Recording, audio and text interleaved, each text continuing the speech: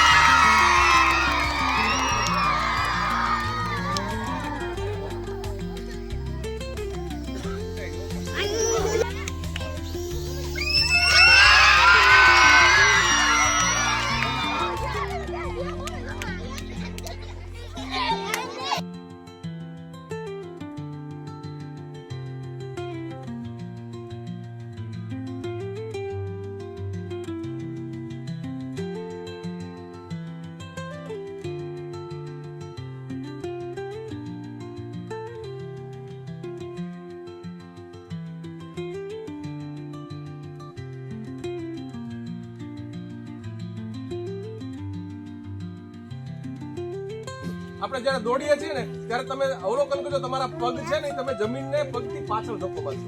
જેટલું આગળ તમારા તાકાતથી દોડવું છે ને તો તમે અવલોકન કરજો, તમારા પગને તમે જમીનથી પાછળ ધક્કો મારશો ત્યારે તમે આગળ એટલી ગતિથી દોડી શકશો.